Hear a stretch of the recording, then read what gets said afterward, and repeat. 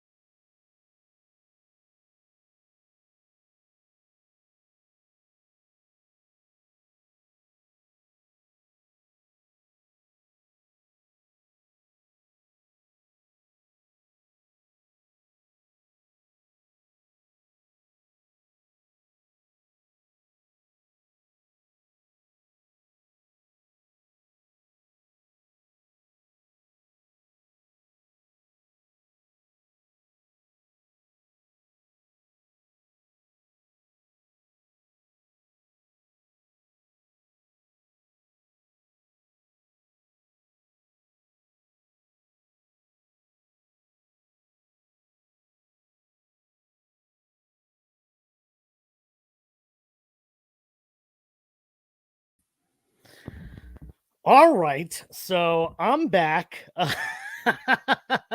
Let me tell you all, when you're doing a live show, I highly recommend making sure that your laptop is plugged in, because mine just died on me.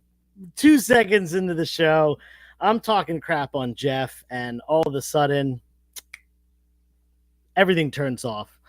Everything that was plugged into my laptop turns off. It was a mess. Anyway, we're here. Chet has not possessed the show. It was not the spirit of Jeff. It was Joe being an absolute idiot. But yeah, it's me tonight. But it's not just me. It's also our good buddy Josh from Josh's Comics, and of course the honorable judge himself, Dan, munching on some snacks de la Torre. What do you got there? An apple? An apple. Staying on my diet. An apple a day. What does it do? It keeps the comic books coming into your collection, right? And it does. Yeah, I'm running out of room, guys. I don't know what to do. Anyway, sorry about that. That was technical difficulty, aka Joe being an idiot. We are here for another episode of Comic Book Canon sans Jeff.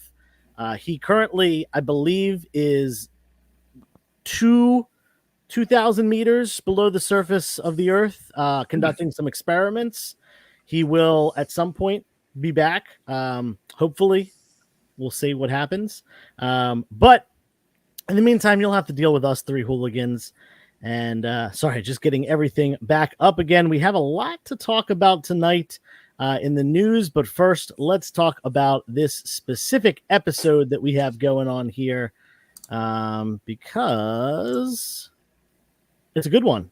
Episode number 196.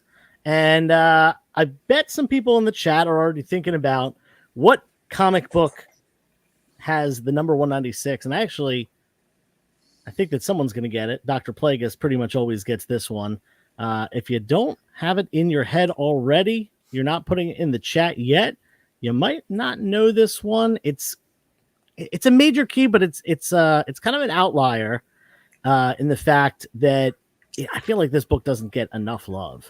And it's this book right here, episode number 196. We have issue number 196 of Avengers. It is the first appearance of Taskmaster. Now, this book did pop up in value just a couple years ago when Taskmaster was announced to be coming to the MCU.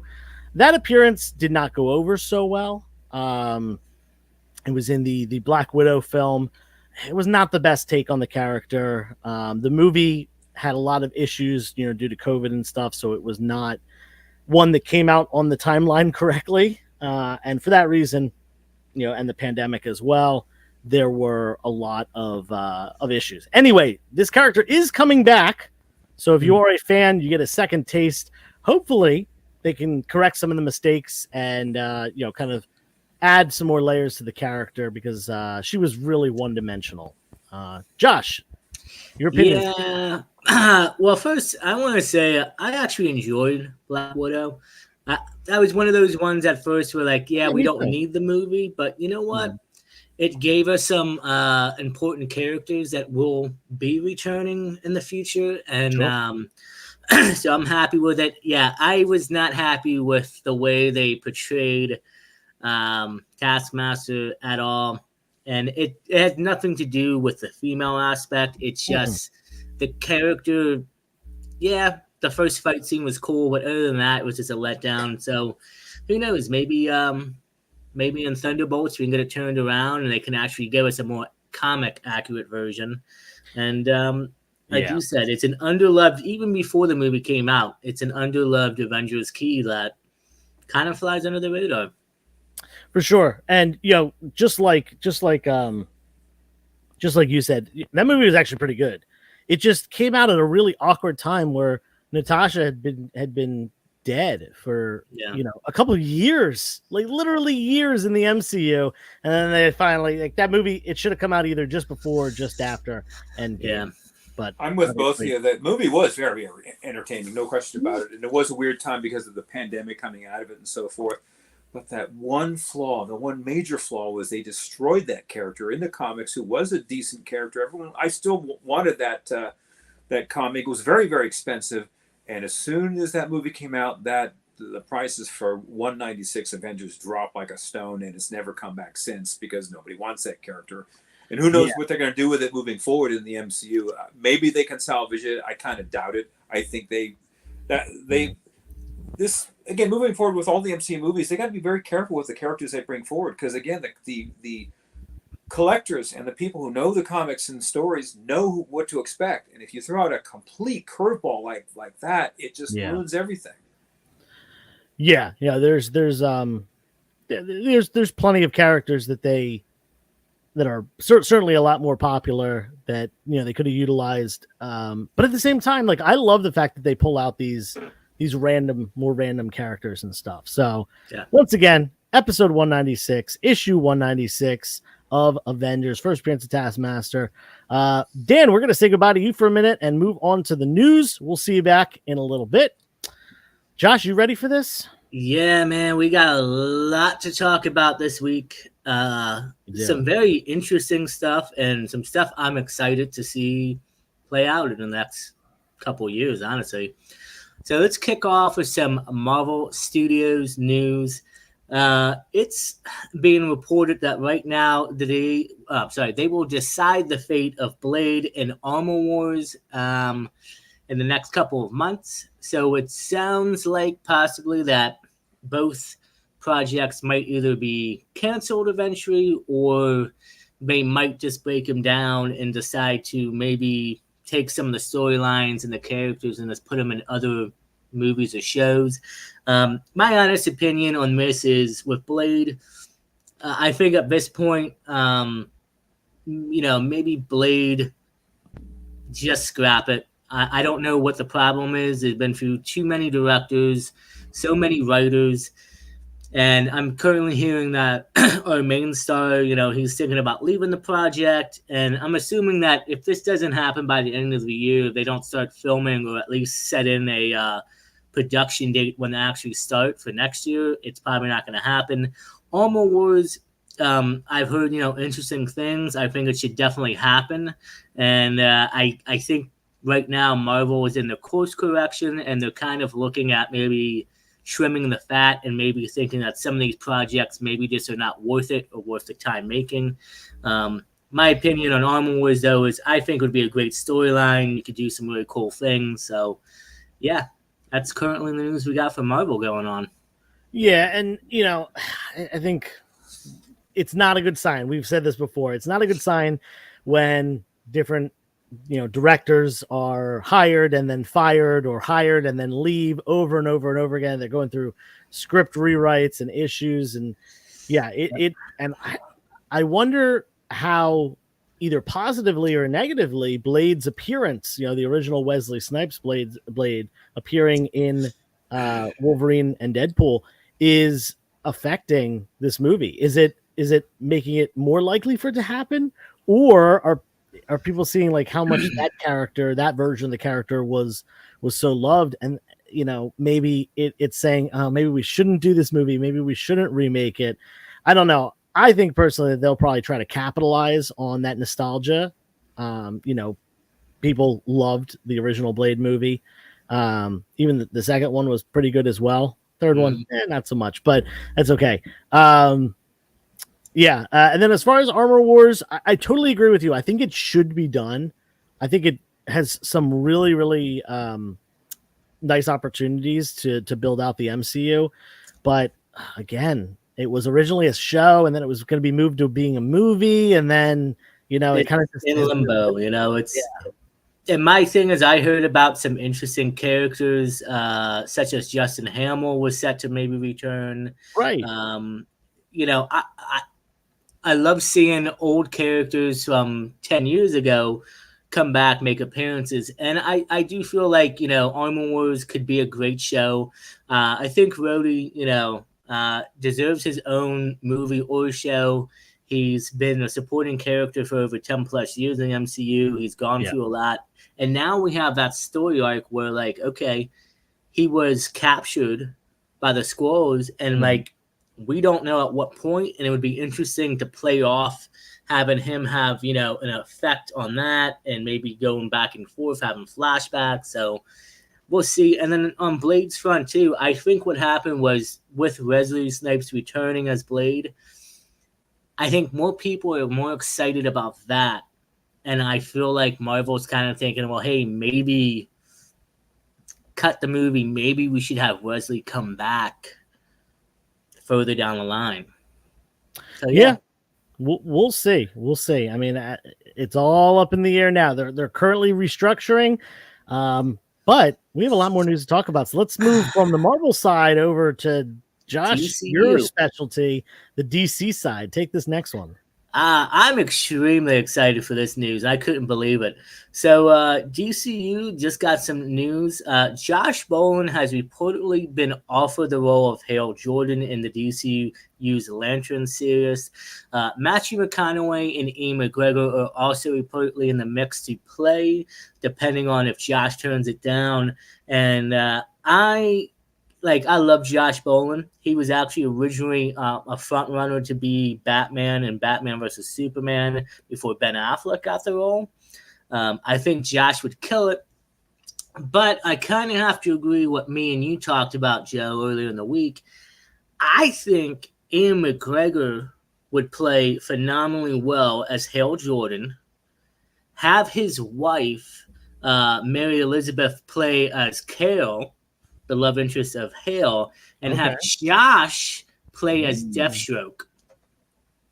Okay, I can totally see Josh Brolin as Deathstroke. I think it's ripped like he did for Cable.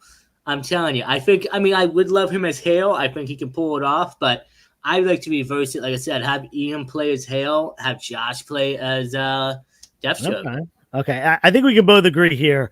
I don't know what they're thinking with this Matthew McConaughey rumor. I don't see that. I don't see him as a Hal Jordan. Maybe, he's got that kind of cocky attitude. Yeah, maybe that could, kind of bring something to the role.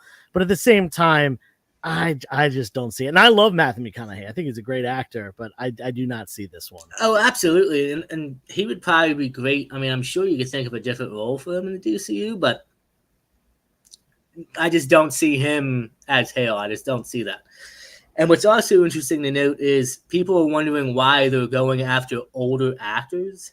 Mm-hmm. So it's been said that Hale Jordan will not be the main Green Lantern for the DCU. Right. He is going to be an older veteran, and then John Stewart will end up being the main Green Lantern that we get, kind of like what they did with Justice League Unlimited in the animated series. So that is exactly what I was going to say, because there's a whole generation that grew up with that animated series. Josh, you included that Jonathan Stewart is their Green Lantern. You know, just like there's a whole generation of kids that are, you know, between the ages of 5 and 15 now, that you ask them, you know, who's Spider-Man, they'll say Miles Morales instead of Peter Parker.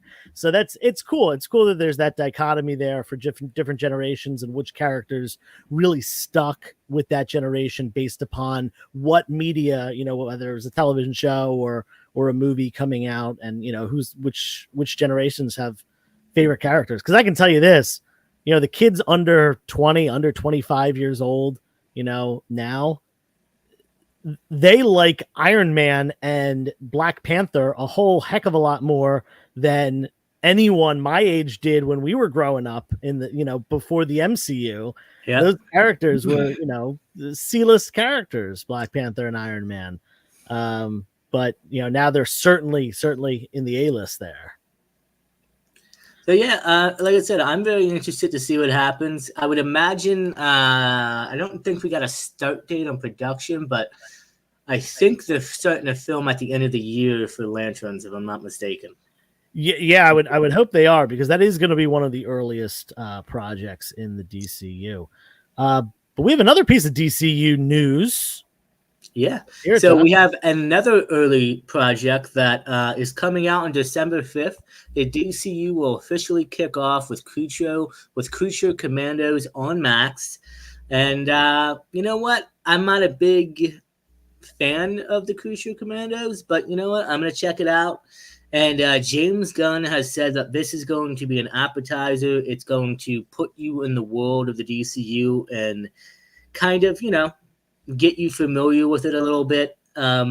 No talk right now on how many episodes it is or lengths, but I would imagine at least 6 to 8 episodes, probably close to about maybe 45 minutes to an hour a piece. But yeah, I'm excited to see what happens with the first official DCU kickoff.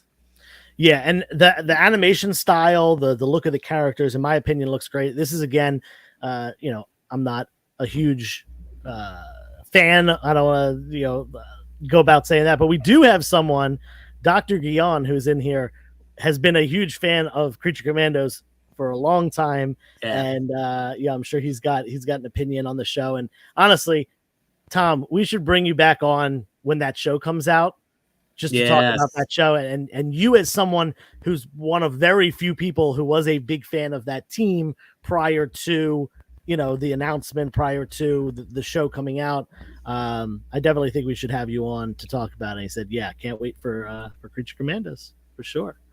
All right, and we're going back over to the Marvel side of things now. We're bouncing around with the news today. Let's hear it, Josh. Actually, I think we're staying with DC. Are we? I think you might have skipped ahead a little bit. I'm doing the order Jeff put it in for me. So everyone, we can just blame Jeff. Let me check the news here. Let's see. Hal Jordan, Creature Commandos. Okay, I do see that other thing. Actually, we are missing a panel for that. So why don't you just talk about it? We don't need to put up anything on the screen. So a movie that I probably have watched 4 or 5 times now, at least over, and it's a 3-hour movie almost, but I love it every time, and it gets better and better. The Batman.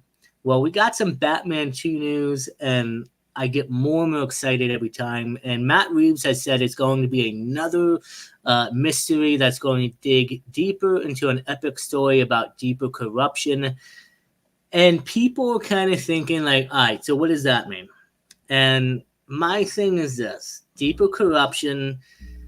I'm thinking Court of Owls. Now, we have already had Court of Owls in 2 live action shows, Gotham, and then I believe the Gotham Night show that wasn't well received, and we're going to talk about that. Yeah. But Matt, I feel like if he does bring Court of the Owls into this, I'm up for it. I can't wait. I would rather have him do that. I've heard rumors that the Joker's going to be in there. I love the Joker. Don't get me wrong. I want to see more villains that we really are just not used to seeing on the big screen get more love. I'm sure the DCU will do the same thing, but please, let's stick with that. And I'm hoping, the Court of Owls are up there. Again, we'll have to wait and see. They're almost done with the script, and we'll start filming sometime next year. So, fortunately, we gotta wait 2 years for the movie, but. Right. Yeah, I know. I think last I heard it was October 2026. So right about 2 years, a little over 2 years from now. I'll wait for it. If it's anything as good as that first one, I think I've watched that movie close to 10 times at this point. And that is not an exaggeration. I'm with you on this one. Court of Owls makes a lot of sense. Just, being a really, corrupt and controlling force in the city. One that lurks in the shadows, very deep. I think the word that James Gunn used was, Matt Reeves used was deep there, and that is some deep corruption there. So, and I'm also agreeing with you here, and with Scruffy here. The Joker is great, but we've also seen the Joker every possible way you could possibly see the Joker. Not that I don't want to see him again, especially the end credit scene in the first movie with Barry Keoghan. I think he did a great job, especially with that laugh. But at the same time, like, I do want there to be more. I want to see some. We've talked about Clayface recently. I'd love to see some Clayface. Well, I would love. I'm sure. Listen, James Gunn's known for doing crazy stories and characters. I'm sure at some point the DCU is going to have the Joker. And I'm fine with that, but like, I'm just at a point, and like you just said, like Clayface, I would love to see him pop up. Now, Matt did touch on this, which I should have added from the article. They're gonna have characters like rogues, but we're not gonna see, like, if you see a Clayface, it's not gonna be a big giant thing of clay shape-shifting. He's already said that. It's more on the Christopher Norton reality trilogy that he had. He wants to make it more of a, there's some supernatural stuff going on, but it's more realistic. It's not crazy. And I'm sure the DCU will do that. Obviously, Creature Commandos is, we see that. So, yeah, we'll see what happens. Yeah, for sure. And we got a lot of people talking about it in the chat. A lot of different options. Listen, Heath Ledger is the best live action Joker. So there's no discussion for that. Mark Hamill's my Joker. I do like Heath Ledger's, but he's hid the voice, but I'm talking live action. Yeah. No, I know. All right, we got a couple more in the chamber here. Let's see. Oh, are we on to the rumors now? Yes, sir. We're on to the rumors, and we have something important because this is the first time that we are going to be debuting. We actually have a couple of firsts on this show. Jeff is somewhere deep within the core of the earth right now, missing this show. We are having a bunch of firsts, a bunch of different things happening for the first time on this show ever. And one of them is unveiling our new theme song for Josh's Rumor Will. We've been talking about it. I never heard it, so this is my first time hearing it with you guys. Yeah, and I only heard it for the first time today. This was a submission. This was not something that Jeff or I did. This was a submission from Caleb Leland, a.k.a. Cable Leland, a.k.a. an awesome member of the Canon crew, who decided to pick up a guitar, throw some words together, and give us this incredible. It's going to be awesome. He's a comic book we love and trust, and he spills the tea for us. It's Josh's Rumor Report. Yeah. Awesome stuff. we gotta get some like high quality recording equipment.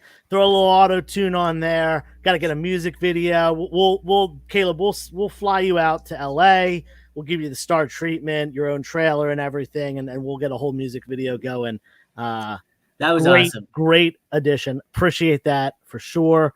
But Josh, we've got some rumors to get into here, so why don't you kick it off with our first one of the evening? So, if you guys were in the claim sale last night at 360 Comics, I mentioned this, and I purchased a book about this. So, Marvel Studios reportedly wants Finn Jones, Kristen Ritter, and Mike Coulter back in the MCU as Iron Fist, Jessica Jones, and Luke Cage. It's almost kind of been confirmed that Jessica Jones will appear in Daredevil Season 2, but it looks like all three of them are going to be coming back. And listen, Netflix, Daredevil, hands down, probably the best TV show Marvel has ever had. The Defenders, the show was okay. I mean, could have been a little bit better, but I still enjoyed it. And you know what? I'm excited to see all these actors return. I think they did a great job and they killed it. And I would love to see the Defenders get a second season. I know Marvel kind of wants to have Daredevil be the lead into the Street Heroes saga. Yeah. Yeah, not like a saga, but they want him to be interacting with the street level heroes, and I'm up for it. And hey, Defenders, and not the original Defenders team, but I'm happy to have all three of these guys back with Charlie, and I think it's great. So let's see what turns out to be true. I think we can all agree that Michael Colton as Luke Cage and Kristen Ritter as Jessica Jones were great. Definitely Iron Fist was definitely the weakest link out of the whole Netflix and out of the whole Defenders team. We'll see what happens. This is just a rumor. This isn't something we have set in stone at this point. So we're going to see what actually comes to fruition. My thought, particularly for the character of Iron Fist, is recently in the comics, just a couple years ago, Danny Rand quit as Iron Fist, and Swordmaster took over. Swordmaster became the new Iron Fist, took on the mantle, and I personally think that would be a pretty cool thing to do in the MCU, because we did already see, Danny Rand. We could have a Swordmaster version of the character. Again, it's okay to deviate from the norm and from what most people know, and I think that would just be a cool way to do it. Well, from my source, they also said that Jessica Jones and Luke Cage would say the same. Danny Reed, it would still be, continuity what he did, but they would change him up a little bit. So I think the idea would be that maybe he would pass on the mantle of Iron Fist. And the rumor at one point was there was a female version of Iron Fist, and she is actually in the show, from the Netflix show. And there was talks about wanting her to come in and possibly take over. But hey, you know what? Marvel knows, I know they know what they're doing, course correction. So you know what? We'll just have to wait and see what happens. If it happens. I mean, again, guys, these are just rumors. Not saying I'm right all the time, but I've been pretty spot on. Yeah, absolutely. And we have a bunch of people in the chat here saying that they enjoyed Iron Fist, and hey, that's awesome. I personally didn't, but like the fact that you did, that's great. Even better. Happy you did. Maybe I need to give it a rewatch. I'm not always, sometimes I watch things through a second time and I change my mind. Josh, there's a request from the Comic Book Prince. Can you do him a favor? Pick up one of those slabs behind you. I don't think you can, because there's you're a green screening from you. There we go. Yeah, I'm in a different room than normal. Yeah. So Josh wanted to be authentic because he was filming from the room that has the background, and then at one point he decided to film from a different room. So instead of just changing his background, he just took a picture of it and said, "You know what? These people are getting some green screen." Yep. Love it. All right, we got another piece of rumor news. We got actually two more. Why don't you keep it Marvel for the second? So this one, I'm just like, if this one comes to actually happen, I'm a god. Like, it sounds like Tom Cruise is rumored to have finalized the deal to appear as Iron Man variant in Avengers Secret Wars and might possibly have a cameo at the end of Doomsday. Please get him in there. Look, people are going to probably be like, well, we don't want a variant of Iron Man, or maybe have, Robert Downey Jr. do both Doom and Iron Man. But you know what? The way I see it, Secret Wars is going to reset the universe. Obviously, Tom is not going to sign a big multi-picture deal. So let's have this one-shot variant. Have him as Superior Iron Man. Get it in there. Make it work. Come on. Just have Robert Downey Jr. as Doom facing off a Superior Iron Man, Tom Cruise. I mean, that would be fan service. Yeah, no, there's been a lot of talk about this over the years. I personally am not for this idea. I'm not a big Tom Cruise guy, but at the same time, if people want to see it, if it's a one-off appearance, sure. If it'll make people happy, I'm all for that. But oh, we got a little homage to Chet in the chat here, and Chad. Hope Chad comes home. Everyone, go find Chad. But yeah, it's. I just don't know. Tom Cruise.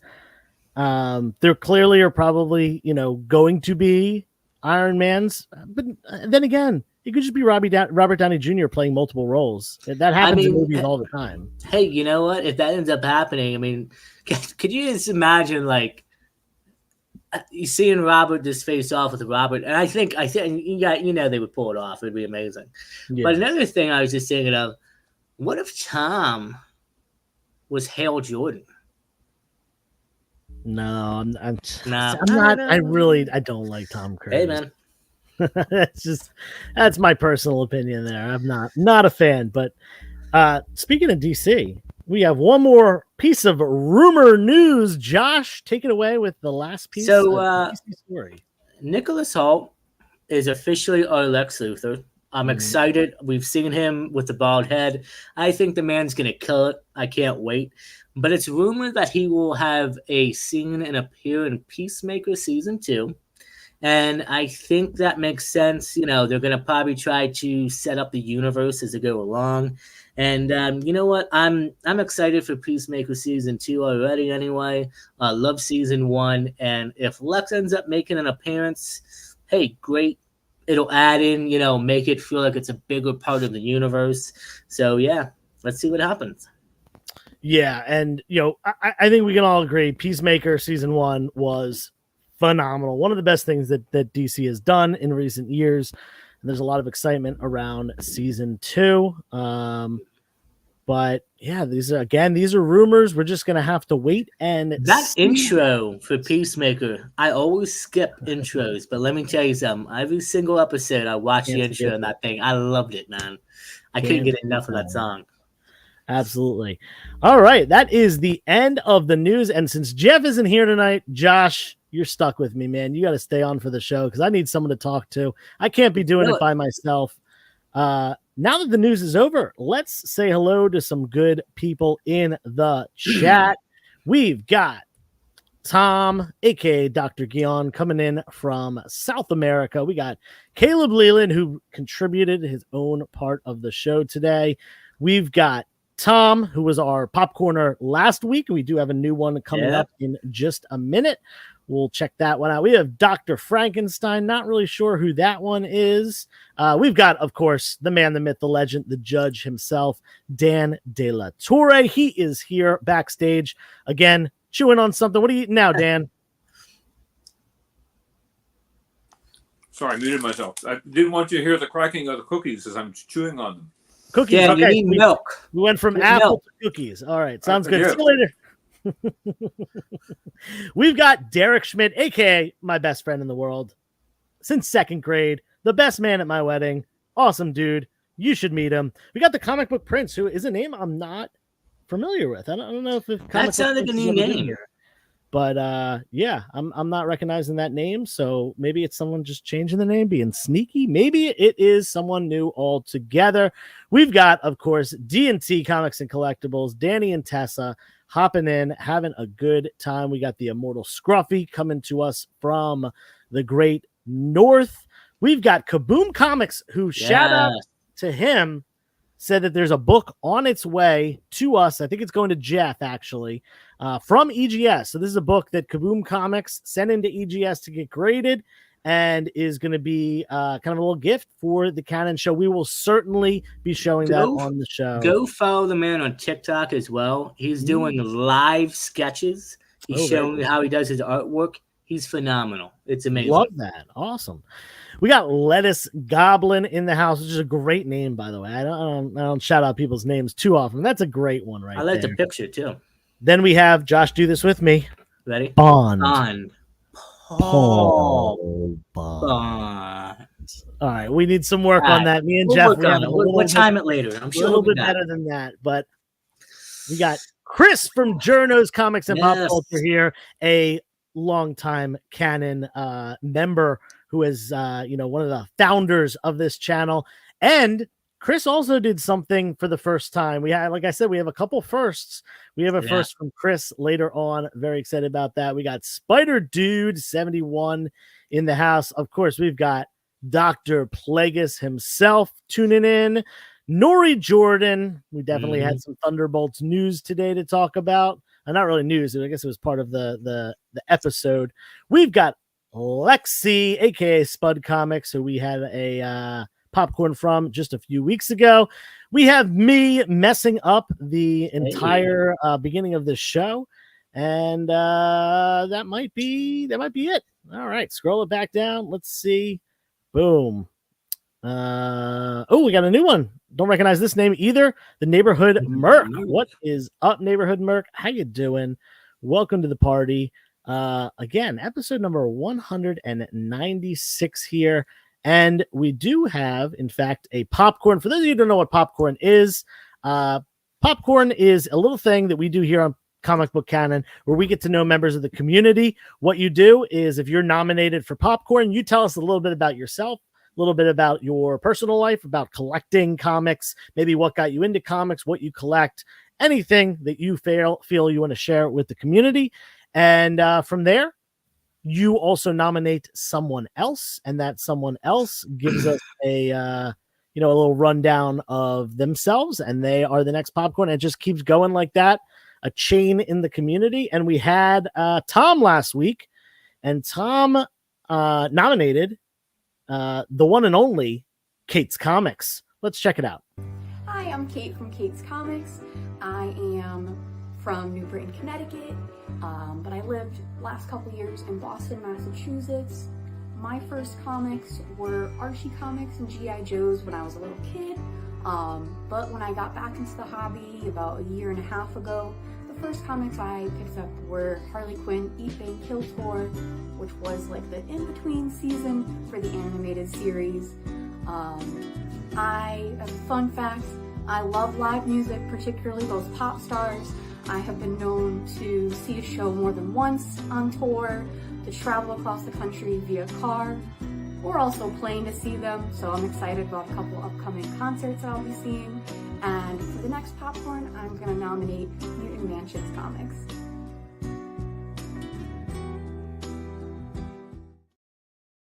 Mutant Mansions Comics. Can't wait to hear that. Definitely love the name. Again, I'm shouting on a name here. Good stuff. Anything X-Men related, obviously, is going to be. And we got Kate in the chat here. Boom. Here we go. Kate is great. We definitely agree with that, Paul. Very cool. All right. Let's see. Oh, I should have been saying this before. We fortunately do have a live question for the Ask Joe segment, but we are going to be going into the Ask Joe segment. So right now is your opportunity to put questions in the chat, whatever you want to ask me. And of course, where are you? You're over here. My co-host today, Josh, filling in right now because Jeff is, like I said, deep underground, experimental stuff, mole people. You don't want to know about it. It's top secret. Well, why we wait for people to get their fresh from the comic book show? Why we wait for the Ask Shows to come in? I got an Ask Show for you. You want me to go ahead and ask you? Yeah, why don't we do that? We'll do Dan as well, but everyone else, you can put your Ask Joes in the chat while we go. But hold on, Josh, before you ask this question, there's something very important we have to do. Ask Joe.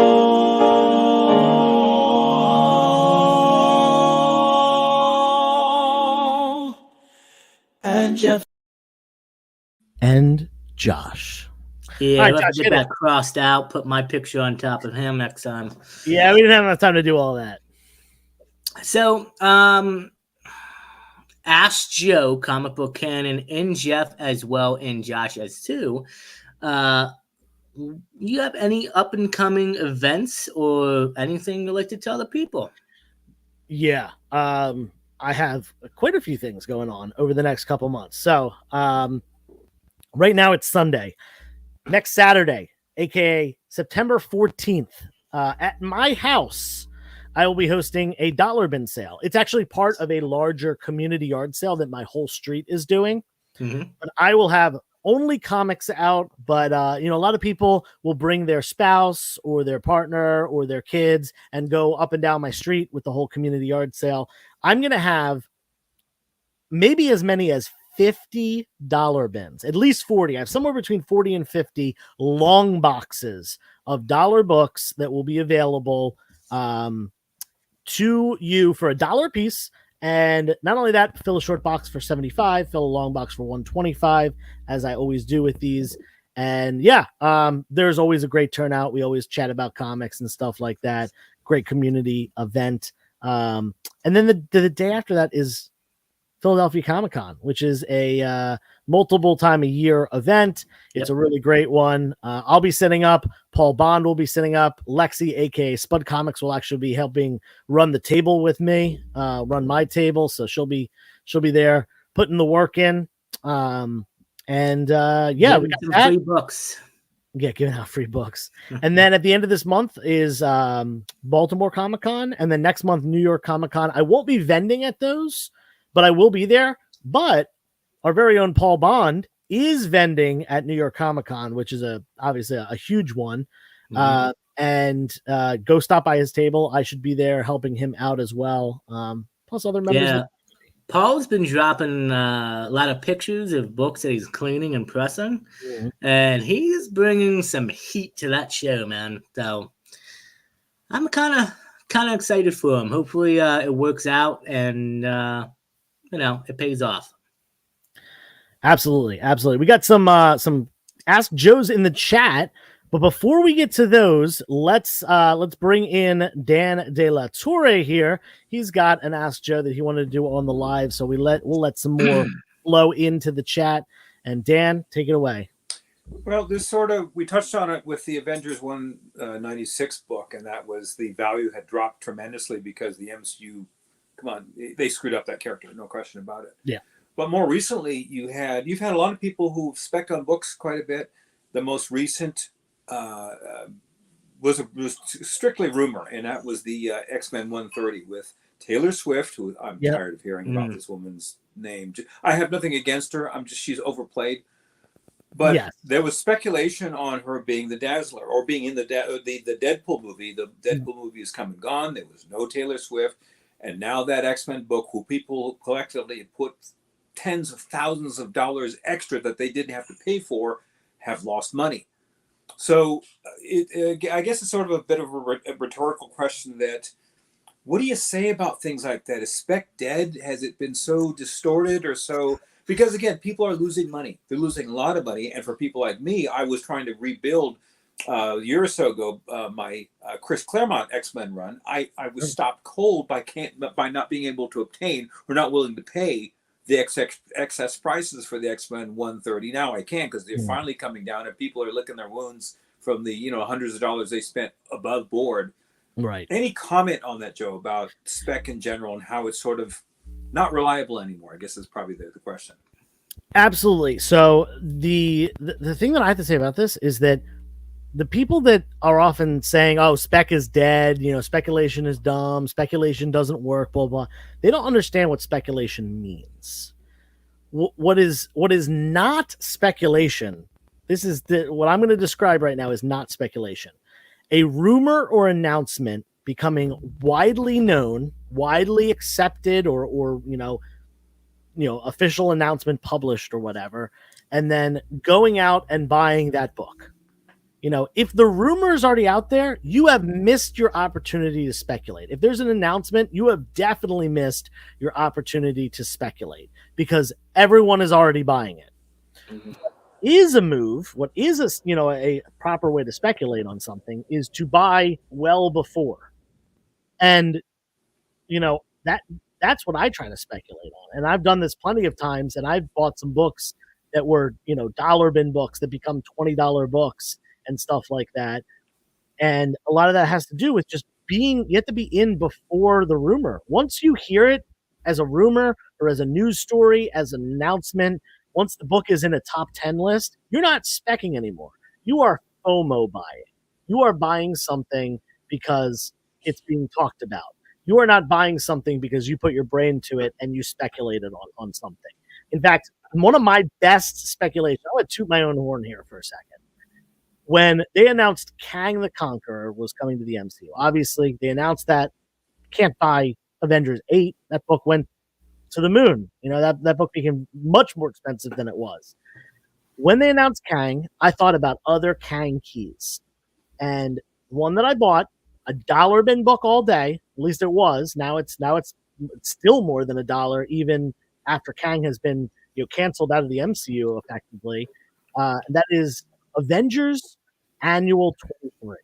It's the first appearance of Kang in his more human form of Victor Timely, which is the character name they used in Loki season 2, and in my opinion, the best Kang variant performance that we saw. I thought that was just really, really cool what they did with that character. Very different than the Victor Timely in the comic, but they just used that name, and that book went from being a dollar bin book up to like a $30 book, and it's settled down still to around $10 because it has an MCU tie to it. It's not a dollar bin book anymore. That is the way to speculate. The way to speculate is not to buy the hype, buy the FOMO. It's to get in before that happens. It's the only way to speculate. Otherwise, you're not speculating. You're just spending money. I totally agree. And just a quick follow-up to Josh, something you had said that the MCU knows what they're doing. I kind of, sometimes they do, sometimes they don't, but I question that for one. Well, I'll just give one example. When they were banking or bringing up the Wrecking Crew, and Defender 17 and 18 skyrocketed in price. I had several of them because I bought them back in the day. And then when the She-Hulk show shows up, and it's worse than a boy band that they used to represent the Wrecking Crew. It's just awful. And those comics took a nosedive. And they've never come back, and they probably never will. So anyway, it's a sound answer. It's a sound answer, Joe. But it is frustrating though. It's especially when you lose all kinds of money. Yeah, well, anytime you're buying anything as an investment, something of value that you think is going to change in value, there is always the chance of it going down in value, unless it is something that is, strictly interest based or something like that.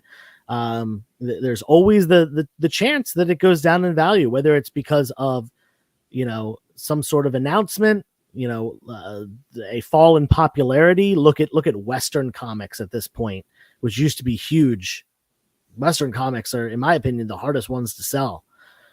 Just not as many collectors because of, fall in popularity, especially with my generation and generations around mine comparatively to, people that are 60 plus. There's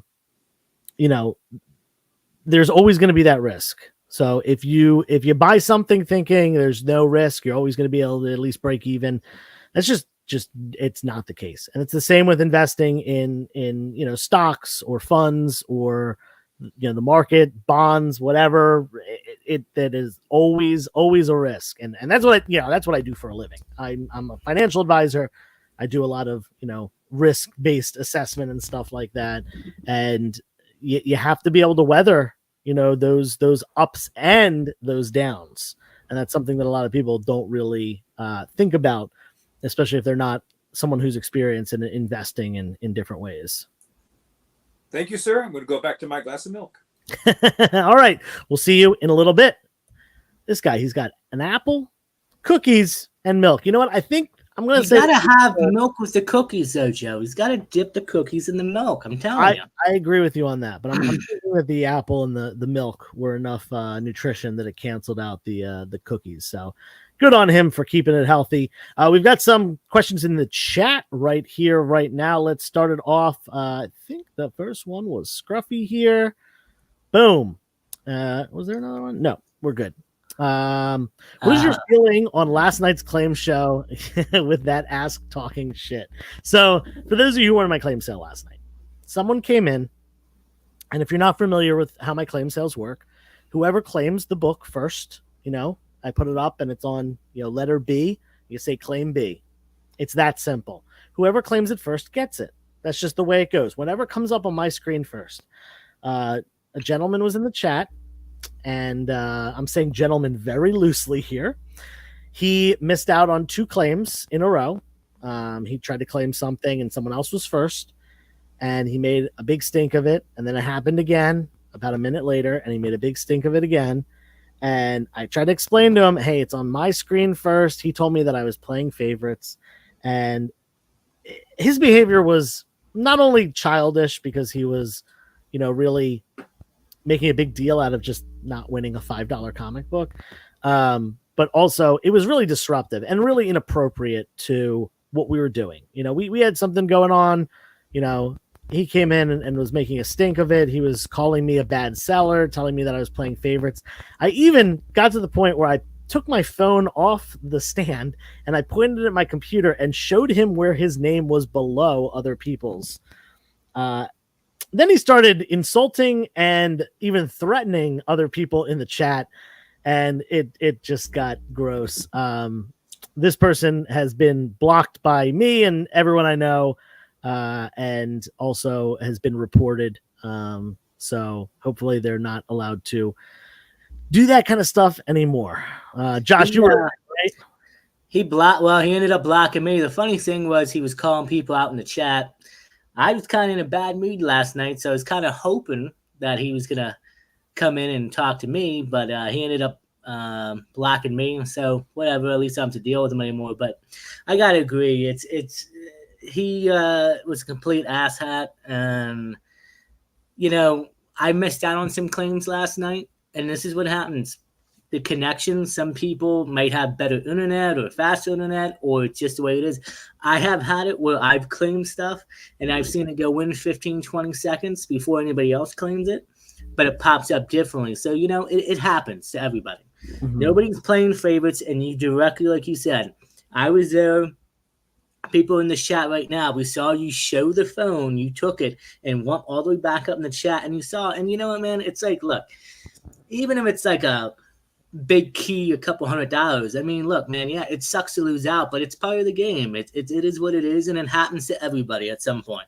Right. So, and then him going and, kind of threatening people about showing up in their claim sales and doing stuff. And I went on his profile real quick before he blocked me. Yeah. I saw a picture of what he looks like, and he's just a real tiny, skinny keyboard warrior. Like a guy who, you know what, if you saw in public, he wouldn't confront you. He wouldn't say anything. No. But yeah, so that's done over with, and yeah. Right. We're going to leave it at that. He's been blocked. He's been reported, yada, yada, yada. That's going to be the end of that story. And we're going to move on to the next question. Kate, this is a good one. What is the best Batman animated series episode or rogue story? Hands down to me, it is Mr. Freeze. Okay. I think there's 2, maybe 3 Mr. Freeze episodes, and then there's that, like, what is it called? Sub-Zero? That's a movie. That's the movie. Yeah, that's the movie. That's in the animated series universe. Yeah. 1,000% the development of that character. Oh. It really took that character, because if you look at his appearances in comics prior to the Batman animated series, they're pretty lackluster. They really don't do a lot. In fact, I'm pretty sure Nora was introduced in the animated series. I don't think she was. So Paul Dini who did the animated series. In 1997, there was a one-shot called Batman Mr. Freeze. And that's when she finally appears continuity in the mainstream DC in the comics, universe. yeah. So yeah, and going like you saying, like I feel bad for Freeze. I mean, the dude had a rough history, so you kind of feel for him. So yeah. Yeah. No, Mr. Freeze in the animated series is definitely my favorite villain. And I love how it like kind of, in my opinion, probably the success of those episodes probably led to the fact that they put him in Batman and Robin, and yeah, the Arnold Schwarzenegger version, not quite as good. Did not hit the nail on the head nearly as much. Nah. I guess my turn. My favorite episode, and I know somebody put this in the chat. I believe it was Danny. Almost Got Him, which is where all the rogues are sitting at a table, and they're telling the stories about how they almost killed Batman and got him. And Killer Croc, I believe, tells a story about like how he picked something up and he threw something.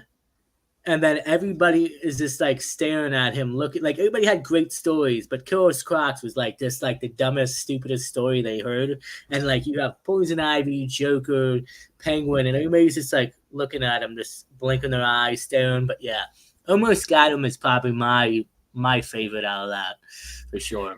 Yeah, and fun fact about Almost Got Him, there are a bunch of Batman animated series episodes that were made into little books that had a cassette with them. Yep. They're little square books, like children's books, not comics.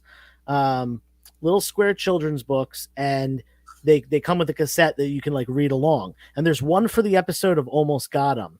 And that is the actual first appearance of Harley Quinn in publication. That predates Batman Adventure 12. Now, it's not a comic book.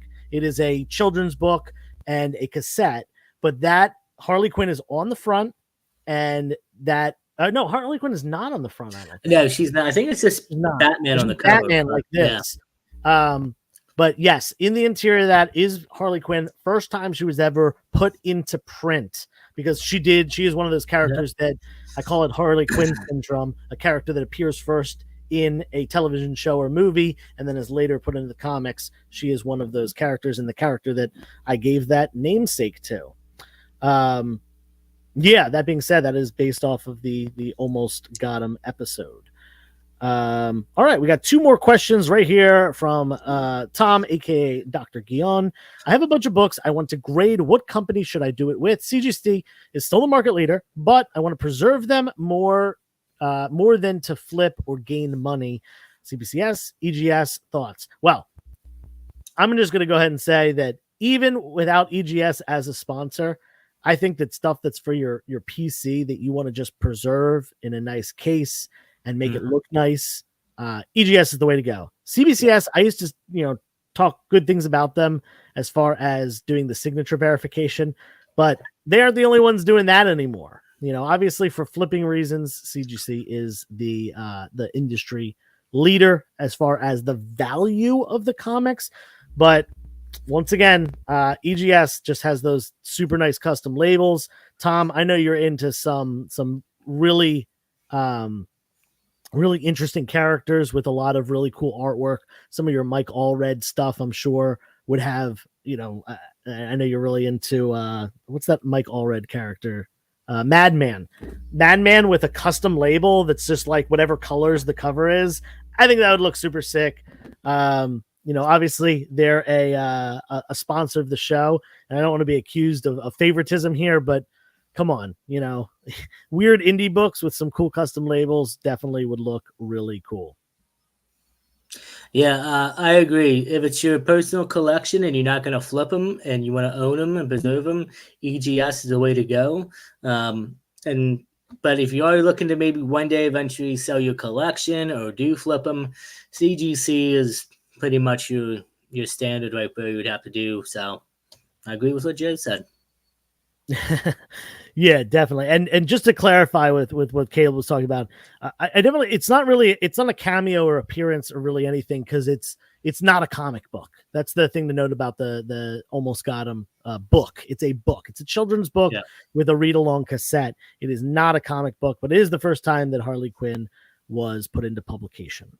One last question, and we got it from our very own Chris at Journo's Comics and Pop Culture.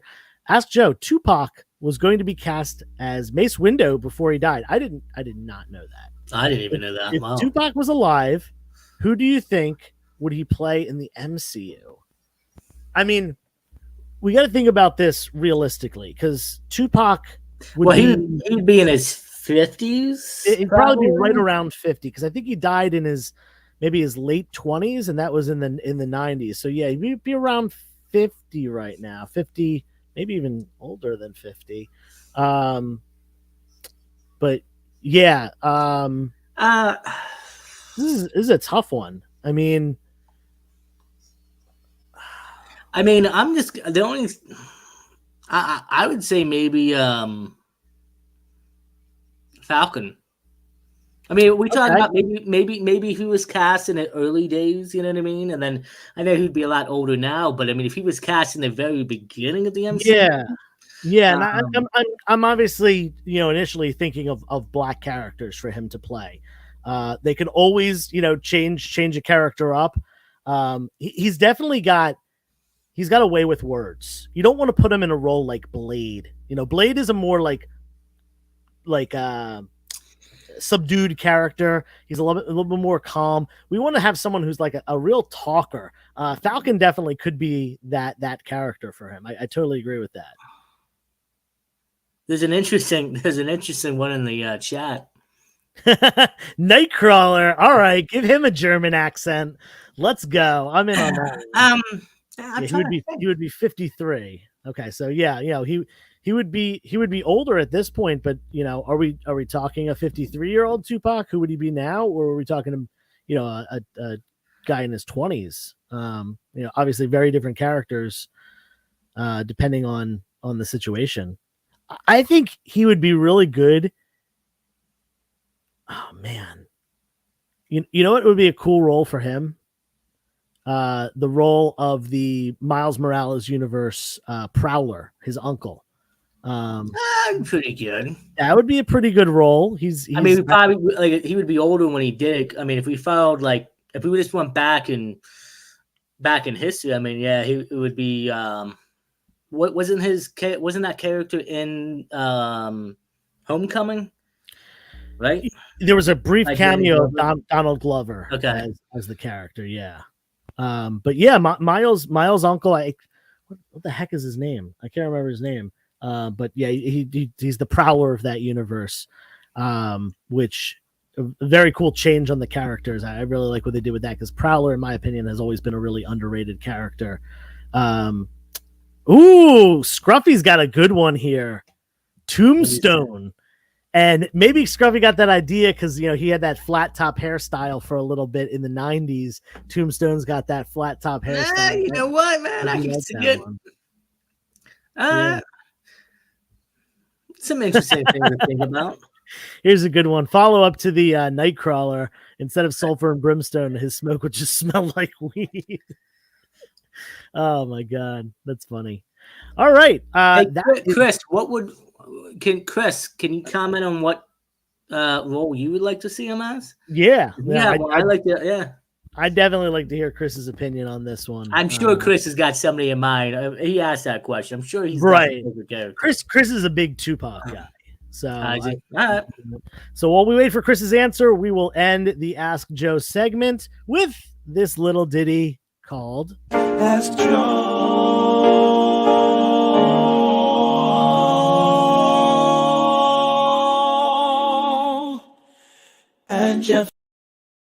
and Jeff, and also sometimes Josh, apparently. And yeah, thank you for that awesome segment. I appreciate it. And that brings us to our final segment of the show, my favorite segment personally. Josh, I know it's Jeff that usually forgets the name of this segment, and I'm having kind of a hard time. Maybe it's because of his absence, like that amnesia has Well, passed. maybe not even his absence. Maybe it's because you blocked him. I didn't block Jeff. I'm just saying, if you read in the chat, interesting that you blocked somebody yesterday and then Jeff's not here. Oh, are you saying that Jeff isn't really 2,000 meters underground with the mole people conducting experiments? He might just be blocked because he was being a pest to my claim sales. Is that what you're saying? It could be. Well, that's according to Cabe, I think. No, wait, right. hold on. Ooh, My bad. Nuke's Comics. Nuke's Comics, okay. Magneto. Yeah, this is a cool one, Magneto. And I was just talking on the phone with Bronzeville Comics earlier today, who, for those of you who don't know, me and Bronzeville Comics talk on the phone almost every single day. Jim is awesome. He has got so much information, and I try to learn all of it from him. But we talk on the phone almost every single day, and we were talking about how Magneto, they're going to need to, if they keep using the character, they're going to have to change his origin story. They're going to have to change, the fact that he was, alive during the Holocaust, because it's getting to a point where that's so far ago, 80 years almost at this point, that, the character just couldn't possibly still be alive and kicking, if that's something that he lived through. So they're going to have to do some change. And here we go. Magneto, change up his story, focus on his oppression, of his upbringing, and black activism rather than him, his survival of the Holocaust. And I think that's a really cool idea.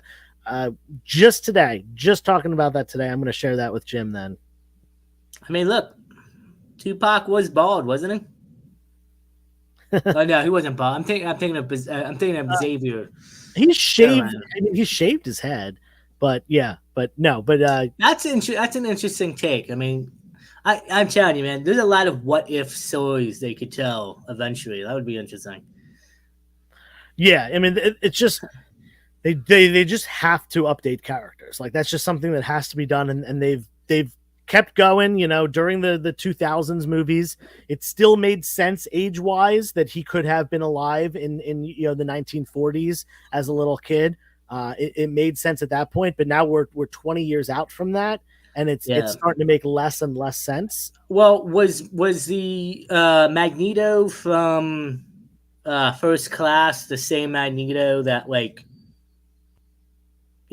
that we got later? Yeah, but that was First Class was in the past. Okay. First Class took place in, I think, either the late 80s or early 90s. All right, because I've heard possibility that some of the actors from the First Class saga may return. So it's gonna be interesting to see how Marvel wants to do this, man. I think they're kind of in a predicament. But then again, Secret Wars. They almost have too many options for Secret Wars, which is funny. Yeah. Comic Book Prince says, tell Jim that I enjoy his top 10 list he releases on Wednesday, and to please not stop making them. I will definitely do that for you, Comic Prince, for sure. Yes, and I wouldn't do Magneto again in the movies, at least for a long time. I agree. I'm really hoping they do Mr. Sinister. I think he's just the best. He'll be in there for the next 5 years, guaranteed. Yeah. Because it's gonna happen, but.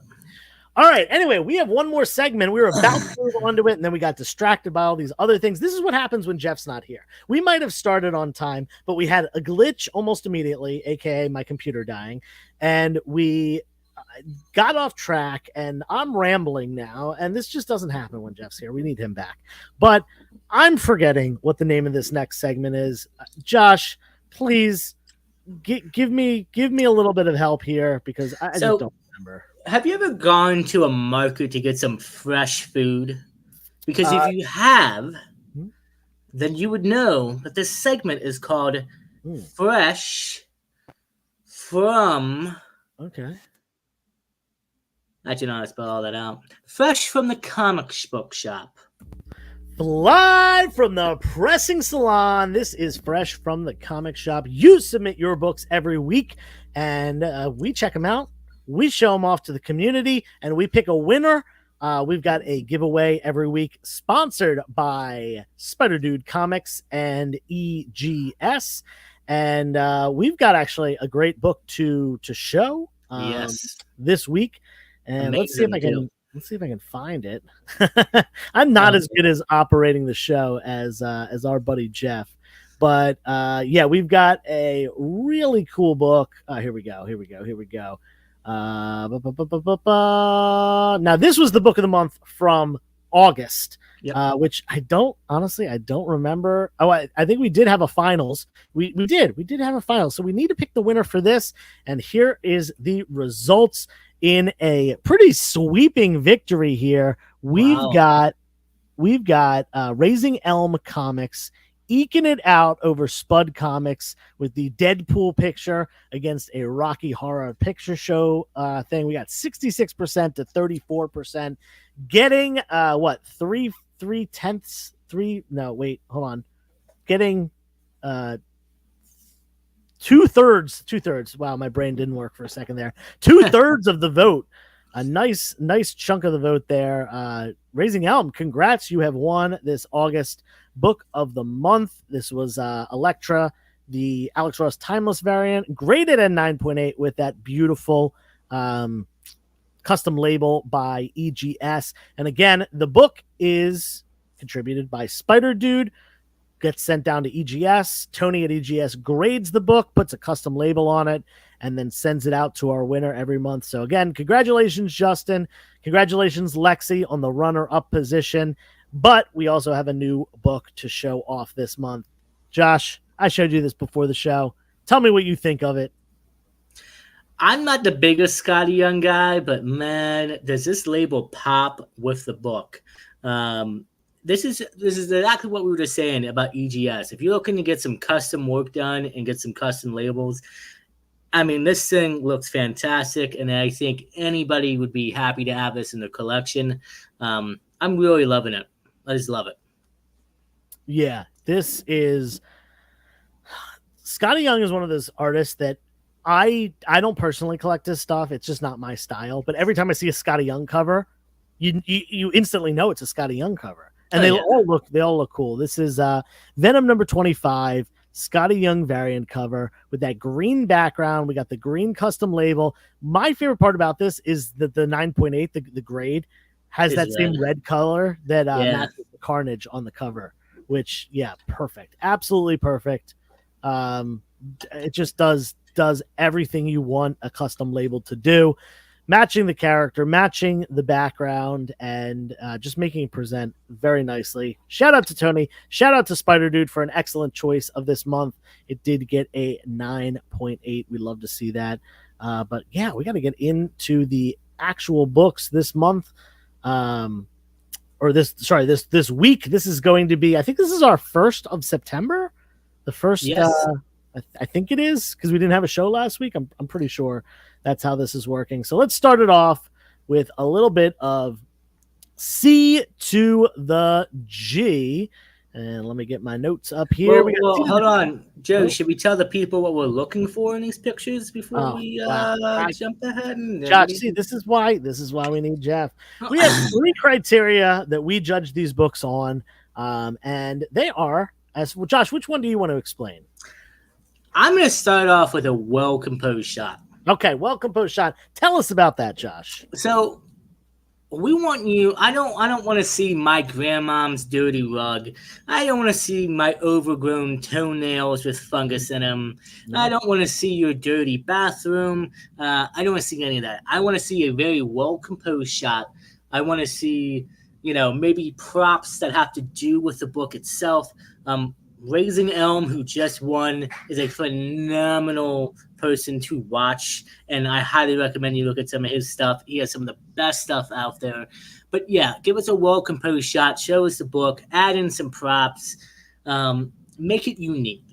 You know what I mean? Give me something that I can look at and is very pleasing to the eye. Excellent. And the second thing, we want to see something that's unique. And Josh, does unique mean that it has to be, I don't know, $30,000? No, could be. No, it definitely doesn't have to be. It doesn't have to be. It could be something that's from a dollar bin for all we care. I don't care. You could have gotten it from free from your neighbor, your old neighbor who was getting rid of stuff. I don't care. What I want to see is something unique, something maybe we haven't seen before, whether that's an indie book or a book from the Golden Age. Mark Leneker pulls those out all the time, lesser known Golden Age books. Or maybe it's just something that has something unique about it, like a printing error or a signature or even a piece of original art. Lots of things you can do to find a unique book. We want to see something that we haven't seen before. You know, we've all seen those ASM 300s. And if you want to show off your ASM 300, more power to you. If you're really excited, that's your grail. You got it. Show it off to us. That is perfectly fine. We don't have a problem with that whatsoever. We also want to see some of the more unique and interesting things. Maybe teach us a little bit about the hobby that we didn't know, because nobody knows everything. The third criteria. Josh, do you want to take this or do you want me to take this? I'll take it. Okay. So the third piece that we're looking for, it's got to be something that pulls me in, something that tugs at the heartstrings, something such as maybe you have a comic book that your great-grandfather originally got during World War I, and he passed it down throughout the generations to your father. And then your father fought maybe in World War II or maybe even in the Cold War, and then he eventually passed it down to you. You hit 18 years old, you're going to college, and he says, son, I have in my hands an ASM 300 that I want to give to you. And then the ASM 300 that he got during World War I, right? Maybe his grandfather or your grandfather went back in time and time traveled or went ahead in time. Who knows? But you get that book. You go to college with that book. You do your first college essay with that book. You have your first kiss with that book. Not the book, actually, but the book's in the room. You know what I'm saying? The book's in the room, okay. Then you go and you get married, and that book's maybe your best man. And then you have kids of your own, and you decide to have that book and give it to your children. And then your children grow up to come to comic book canon, and they tell us this long history of story about family generations having this book. Give us something that pulls at the heartstrings, people. That's what we're looking for. Excellent, Josh. Yes, pull the heartstrings. Tell us a story. Tell us what the book means to you. Let's get into it with, once again, C to the G, the first submission of the night. It's been a while since last. Hope everyone is doing well. Thank you to those who still tag me in their posts, allowing me to never miss out on all your amazing fresh gets each and every week. I appreciate it. So yeah, tag C to the G. He loves that. So here we are. Unfortunately, we did not get the opportunity to attend San Diego Comic-Con this year, but for the second year in a row, we were able to get our hands on the best collab to release, the Kith Marvel Villains Pack by Ronnie Feig, A6, and PSA. The Marvel Villains Pack features a sneaker in one of 5 characters: Green Goblin, Magneto, Silver Surfer, and a Venom and Spider-Man 2-pack. That is pretty awesome. In addition, for the release of the box, comes packaged with an exclusive comic with an original story and art. Of course, most of the boxes have the common CVR, but also randomly one of the 7 foil variant covers. That is pretty cool. The different color foil variants determine the rarity, all of which have a chance to be in the prototype PSA comic slab. There is only up to a 3% chance to hit, with only a 0.1% for the most rare black and white sketch slab. Good luck. We went with the Green Goblin pair, the fade from white to green to the hint of purple, and the classic Marvel masterpiece artwork on the insoles make it one, if not the best pair out of the pack. Unfortunately, luck was not on our side. We did not hit the PSA slab. We got a cover A. It's okay. The thrill of the unboxing experience makes this collaboration one that you cannot pass up. Thank you for sticking around this far, and hopefully this cameo will turn out to be a more full appearance sooner rather than later. C to the G, we will always be here when you're available. Personally, I wear ASICS shoes like crazy. I've been wearing ASICS since like middle school. So that is a very cool one. C to the G. Thank you for that submission. And yeah, that is one of the people that is currently eligible. Not everyone is eligible because we have a bunch of winners that we've had so far, and let's put them up on the screen right now. We've had Mike Hags winning in January, Dr. Plagueis in February, Mon Comics in March, Nuke's Comics in April, May was Kaboom, June was Super Crispy, July was Jordan Nori, and August is Raising Elm. So, C to the G, you are still in the running. A possible win there this week, but let's see your competition first. Oh, man. Starting off with a good one. Nori Jordan is not eligible, but that is okay because this is a phenomenal submission. When I got back into the hobby a few years ago, I never imagined how many great people I would meet as a result. I've been working hard trying to find all the missing Thunderbolts newsstands needed to complete my goal of getting every book from all of their various series. This has been more of a challenge than expected. So my friend Trevor, a.k.a. Goonish Lurker, went out of his way to help me. Trevor spent a while on vacation and found 2 newsstands. One I already had, but it was a much better grade than the one I owned, and a beautiful Thunderbolts number 3. These books are 1 in 100, 1% of the print run compared to the direct copies. I am very lucky to call Trevor a friend, and hopefully I can return the favor someday. Remember, everyone, comics are great, but the friends you meet along the way are what is truly valuable. I love to hear that story about Canon crew members that are coming together and showing each other some love. That is awesome. And we all know if you find some rare Thunderbolts books, it's got to go to Jordan Nori. Then we got, speaking of, we were talking about Goonish Lurker, we've got Goonish's partner here, Frost Behemoth, dropping in. Recently, my partner and I went down to Albuquerque for a few days where we got to see some of my family. We tried and failed to watch a meteor shower. Since we didn't have solid plans, most of the time was spent running around local comics, games, and bookshops, and an anime manga shop. Pretty cool. During that running around, I was able to pick up 2 Magic covers, the John Tyler Christopher Virgin variant for the new X-Men run, and Extraordinary X-Men number 19, Inhumans versus X-Men. Y'all know Ileana is one of my favorite comic ladies. I would have posted this right after we got back home, but our lives were immediately taken over by a cat adoption drama, and then finally working on a sweet orange boy into our family. Yo, shout out Frost Behemoth and Goodish Lurker and their new little orange cat. Those are awesome covers. I agree. I do. I'm very partial to Ileana. Josh, are you a Magic fan? I know you're more DC, but yeah, it doesn't hit the mark for you. Did you watch the New Mutants movie? I did not. Oh man, watch that movie.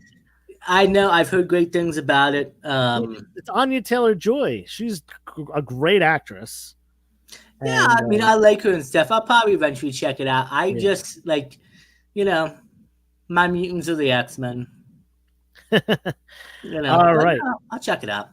Yeah, I mean, she is an X-Men at one point, but anyway, that was from Frost Behemoth. Let's hop over to Dr. Plagueis, who also is. Oh no, he is not. He won in February, so not eligible for the win. We got Dr. Plagueis. I've been hunting this issue for what seems like my whole life. Not a crazy book by any means, and at any point I could have purchased it online, but your boy enjoys his hunt way too much. Dude, I am with you, Plagueis. Whether it slipped my mind or I just simply couldn't find it, it has eluded me. But this last weekend, while on my vacation, I finally came across it, and boy, did my patience pay off. I let out a loud, yes, while taking in all its glory. First appearance of Mondo Gecko is finally in my collection, and my figure that I've had for years finally has a pairing. And we know Dr. Plagueis to do these figure pairings. We got Teenage Mutant Ninja Turtles, first appearance of Mondo Gecko, who played a pretty prominent role in Mutant Mayhem, if you watched that movie when it came out, last year, right around this time. I was a big fan of that movie. I really like that. Josh, what is your fresh get of the week? So are we going to do 3 or 2 books? Do two. Let's take you off, and we got to bring Dan in because I did tell Dan that he could come in. He was the one who reminded me. I forgot to show off our books. Dan, thank you. I appreciate that. Josh, what's your first fresh get of the week? So my first get, I love this, and I think I picked this up from Pope of Chilitown. It might have also been from you. I'm not exactly sure, but this is Wonder Woman issue number 96. Mm-hmm. Phenomenal. Brian Bold cover, Boland cover with the Joker and Lois Lane. I collect Joker covers, and this is one that I absolutely love to have in a collection. And so, yeah, that's one of my first fresh gets. Love that. I'm just going to go right into my first fresh get of the week, and then we'll pop it over to Dan. Let's figure out how to do this. There we go. This actually, I'm actually good. That's not a fresh get. This is the fresh get. I have never found this book in the wild before. Finally got it in the collection. This is House of Mystery number 290. It is the first appearance of I, Vampire, and Bronze Age DC horror character. In my opinion, a pretty underrated one. But more importantly, finding this in the wild just got me really, really stoked. I actually have most of his other appearances in this run already, so might have to sit down and read that at some point soon. Bronze Age horror. Do not sleep on that stuff. Good content that was coming out in the early 1970s. Dan, you got a book to show us. I do, and I've fallen in love with the Golden Age and starting to find them because they're becoming more affordable. And I've never owned one of these. It's a Wonder Woman cover, and it's Sensation Comics number 61. And wow! It presents really well. It is very much a low grade. It's maybe a 1.5 at best, but it's the first cover I've had. And it's a cool cover with her playing tennis, and it's called $1 Million Tennis Game. And back from 1947, where this comic comes from, $1 million was a lot more than $1 million today. Right. So there we go. Jeez, cool that is back in the day. That is a great. Is that what's his name? HG. Oh, what's the name down there? HG Peter. And then shoot, it was the original people that put the character together, who wrote the story, and I should have wrote it down. I didn't, but it's on the splash page. Yeah, so, that's beautiful cover. What year is that? 47. 47? Yeah. Very, very nice. Got a good deal on it, and I just couldn't pass it up. That's the best, when you find something that not only is a good deal, but something that you want. Very cool. All right. Kate's Comics would love that cover. Oh, yeah. So we just did Dr. Plagueis. On to Comic Toby. Check this one out. Who done it best wearing a big blue cape? Batman or Professor Reed as Dr. Doom? Find out this week in the pages of Marvel's The Ultimates number 4. I don't know if you guys heard this, but yes, Marvel Ultimates number 4 has a Dr. Doom tie-in, a hero. Reed Richards becoming Dr. Doom. Very cool cover here. Yeah, definitely. Look at that cape flowing in the cover. Love it, Comic Toby. Thank you for your submission. Then we got like a little 3-parter right here from Raising Elm. We're going to check out all 3 pictures real quick, and then we'll do our second fresh get of the week. But check this out. Raising Elm, we've got 3 pictures here. One is the book, the actual submission. Then we also have a little dialogue going on right here. Really, really cool story behind this and how Raising Elm acquired this book. He said, "Howdy, comic fan. My submission for the canon this week is not only about this super cool uncolored Captain America coloring book from 1966. This post is also intended to highlight one of our awesome members of the community, Kaboom Comics. About 7 weeks ago, Luis did a Fresh from the Comic Shop submission with this exact book in it. I merely commented on the post about how cool it was, and the next thing I know, he was gifting it to me. I'm simply blown away by his act of kindness. Thank you, Louise. I am tempted to color it in with our little man Eli, but a Marine I know ate all our crayons. Much love, comic fam. That is what we are talking about here. This is, an awesome opportunity here where someone just basically just said that they thought that something was cool, and then someone said, take it, it's yours, ship it off. And that is super awesome. So shout out to Kaboom Comics, shout out to Raising Elm for giving us that look into that new piece of your collection, and the fact that it is a coloring book from 1966 that has not been colored in yet. That is freaking cool. Yeah, pretty rare to find. Absolutely. All right, Josh, your next fresh get. Let's see it. So this is Batman Superman Annual #1. And this is actually a pretty cool book. So Deadpool actually makes an appearance in this book into the DCU, or in the DC universe. And he is actually, every time he talks, he loses his voice and he becomes more of Deathstroke. But people mistake him for Deathstroke, but it's actually Wade Wilson, Deadpool, in the DC universe. So, and as you know, Deadpool copy off of Deathstroke. I think it's a cool little key and great cover and something fun to read. Awesome. Dan, you're next. Fresh get of the week. Next and last is actually two comics in one. The reason why is because I'd wanted this comic and had seen it in two different locations and got both of them. Didn't mean to, but that's just how it happens. And it's Marvel Team Up number 15. Very cool. Yeah. Early Ghost Rider. When they really developed this character early on. He was more mundane, I guess, where it helpful, and then he became more savage and more evil as his curse took him over. But I love that comic. The colors on this are just great. This is my reader's copy because I landed an upgrade, which is a 9.0 white pages of the same comic in the same week. Wow. So that's super cool. And it's not EGS, but again, I got this. I just couldn't say no to it. I've always got white pages whenever you can find them for obvious reasons. The paper quality is so much better. But Right. It's just a gorgeous book front to back. So, and a great, again, the early Ghost Rider comics, I'm trying to snatch up as many as I can. Very freaking cool, man. Awesome. And my second and final fresh get of the week.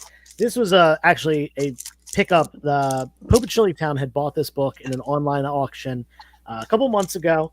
Got it clean and pressed by our guy Paul, aka Brixco Comics, and got it back from CGC and was going to sell it. And I said, you know what? I want it. It's an upgrade to my personal collection. I actually had a copy, but this one is nicer than the really low grade one that I had. So we worked out a deal, and I picked it up this week. This is Crime Suspense Stories 23. It has this classic cover here where this man is choking this woman out on a boat, jolting tales of tension in the EC tradition, and a solid grade, a 4.0 on this Golden Age book from 1954. This was used in the Senate investigation, part of the Senate hearing. Showing this man on the cover choking this woman. Who did the artwork? This is George Evans, who didn't do a ton of these covers for EC, but had a handful of them, and that's probably the most iconic of the George Evans covers. That's got to be a discussion for another day, Joe. The Dr. Wortham fiasco when he went to Congress and Senate about those books and brought some of those books forward and what he had to say about them and so forth. There's a lot to be said that hasn't been said, especially today. So maybe for something for future episodes. Absolutely. We could do an entire month on that whole debacle with the Senate hearing and seduction of the innocent and Right. And everything. So certainly we could definitely do some talking on that as the time goes on.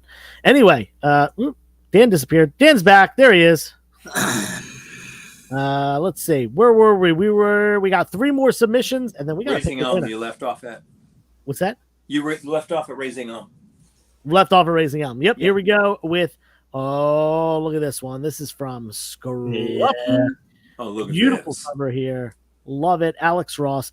Hey, everyone. It's been a few months since I done one of these. Just been so busy with life recently. We know, Scruffy, you got a kid and all.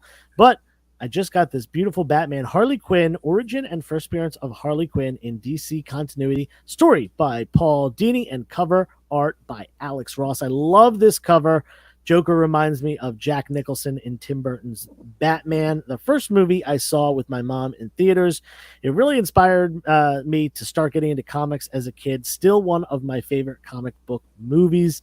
But tell me, comic book friends, have you ever danced with the devil in the pale moonlight? Best movie line ever.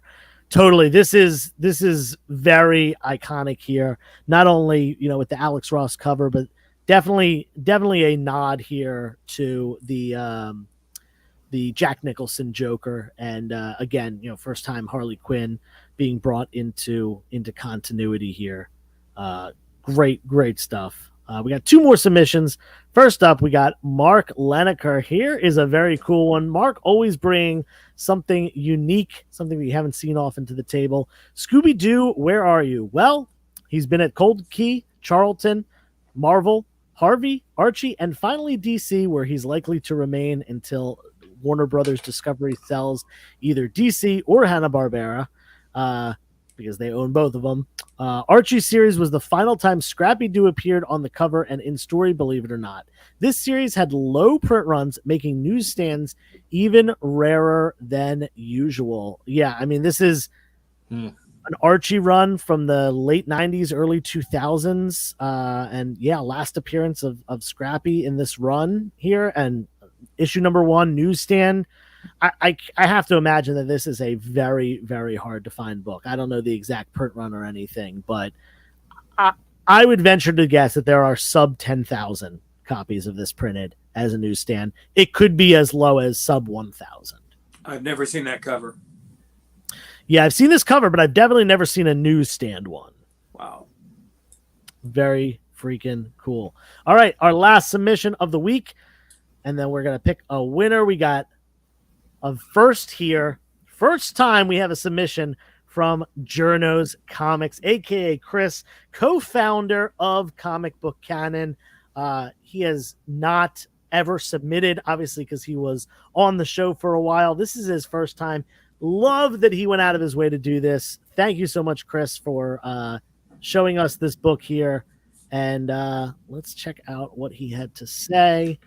I thought my first ever Instagram submission to Fresh from the Comic Shop should be one so fitting. Over the last year and a half, I've suffered a lot of loss, heartache, and depression. I stopped making videos. There were times when I thought all the darkness would consume the last flicker of light within my soul, but through it all, I found strength to push through the rubble and ash to once again reach for the light. So for my birthday last month, Raising Elm sent me this Mario Brothers birthday card and this X-Men #1 as a gift with an amazing message, as it says on the cover, from the ashes, a new beginning. I also thought the Mario card was very fitting, as my motto for my healing journey has been, when you find yourself feeling the weight of it all again, remember that's because you reached a new level, and it's God's way of telling you to time to level up. Canon for life. Chris, you are awesome. We are so glad that you are doing much better. We miss having you here. We'll gladly have you here anytime that that you're available. Something is stuck. Jeff is so much better at this than I am. There we go. But I don't want to be me solo. I gotta have the whole team. And the judge is in the house now. Yeah, and I think it's so fitting that Chris got a gift from Raising Elm, and Raising Elm got a gift from Kaboom.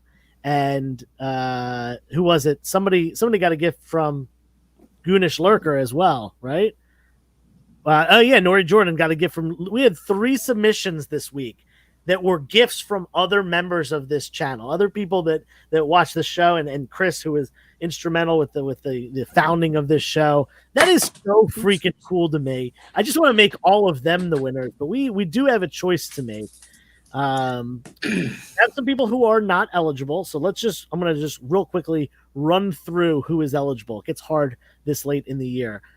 We have C to the G with the awesome crossover sneakers. Eligible. We have Frost Behemoth with the Ileana variants. Eligible. We have Comic Toby with the new book of the week, Ultimates #4.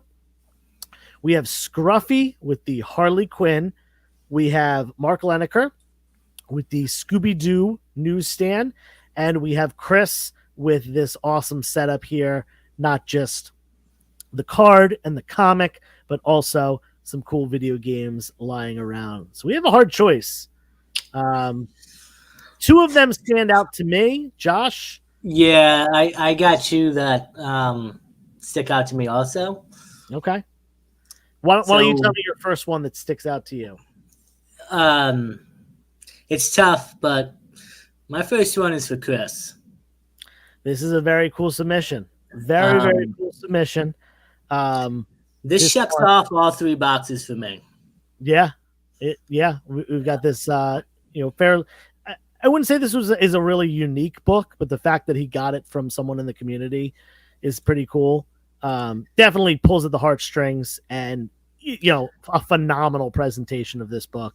And I love how, not only we have the book and we do have like the old Nintendo game system and everything, but look at the happy birthday card that is based off of the game and the controller for Nintendo too. Love it. I mean, absolutely that's, that's my first. Okay. I'll tell you, my other one is C to the G here. Yep. I am such a fan of crossovers and stuff. This is beyond unique. This is something that you only got if you got these shoes. This isn't something you can go pick up at a comic store or you might find at a con. You had to go out of your way and get this comic from a different place, and that's super unique to me. Phenomenal presentation and a great story behind it. This checked all 3 boxes for me. Definitely was a little bit suspense building with talking about the rare 1%, 3%, whatever that you had to get the really sought after versions, but still a good get nonetheless without those. What was your second, Josh? This was my second. C to G was my second.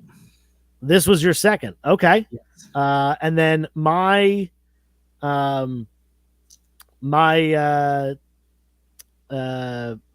second, sorry, was this right here, a rare newsstand variant from the 2000s that was, great presentation here and an awesome story about another member of the community. Phenomenal. Love that. Really cool looking book. We're going to be seeing the leader again pretty soon in the MCU, so definitely a very timely one. So that one checked all the boxes for me too. It looks like wasn't Neil Jordan already a winner for? Oh, Neil Jordan was a winner already. Yeah. Ooh, my bad. Okay. Well, I mean, either way, we seem to have an overlap on one book, and that is C to the G with these super sick kicks. I think we are going to take that as our submission. Judge, are you ready? I'm ready. If you two gentlemen are in agreement, we will go with C to the G. Awesome. Case dismissed. Thank you, Judge. Phenomenal. Great submissions. We really appreciate a lot of pickup of the submissions. Recently, I know people have been on vacation. It's summer. You got family stuff going on. We understand. There's been some weeks with 2 or 3 submissions and whatnot, but we had like 10 here today, plus ours, and that took us all the way almost to 10 o'clock here. Again, shout out to Chris. First time submitting. Great story. Love it. What was the other first that we had? Oh, we had shout out to Caleb, who made our theme song for my rumor. Yeah. Rumor Report. Great stuff. Dan, any last words to the community? You would throw a curveball at me. There's a bunch of things to say. It'll take about an hour. Just have a wonderful week, everyone, and we will see you next week. Josh? Yeah, thank you guys. It's always fun. Look forward to Sunday nights, as always, spending with you guys. Great submissions. Even if you already won, keep them up. I love seeing the pictures, and I love seeing the community giving everybody gifts and giving back. And it just shows that this community is awesome. And hope to see you guys in the coming weeks at all these great events that are coming up. Come say hi and hang out. Yeah. Just a reminder, if you're an East Coaster, if you're like looking to travel, Baltimore Comic-Con is in a few weeks during this month, and then New York Comic-Con is at the in the middle of October, or at second half of October. So great shows coming up. Philly Comic-Con this weekend if you're really local to the area. No Jeff this week. We made it through a whole show without him. I'm really proud of us. Go Josh. Go Dan. Go Joe. We did it. Thank you all for being here. And oh wait, you know what? I forgot to say one thing that was very important to the show. The Eagles won on Friday in the first ever Brazil game. I missed That's barely won. I mean, weren't they getting beat at one point pretty bad? Chill, Josh. You gotta relax. Let me share with it. I haven't followed football in decades, but I was talked into a football draft. And my team name is the Blind Squirrels. I'm in first place tonight. I'm in first place. They gave me, because they didn't pick him up, the best quarterback in the league, and that's Josh Allen from Buffalo. No. Yeah, he is. Yes. Hey, my first place says differently. So, and this maybe he had the best score the first week. Josh Allen is not the best quarterback in the league. I'm still going to say he's good. I mean, he's top 5. Yeah. He's good, but yeah, no, I don't know about best quarterback in the league. You got to relax on that one. I'm not going to relax on first, but hey, I'm living up all I can. I'm going to celebrate. Live it up while you can. All right. As Jeff always says, until next time, be good to yourself. Be good to others. Peace. I put the wrong music on. Oh no! Where's the outro music? It's an off night for you, Joe. Listen, it's always an off Hey, night. we're going retro. Peace.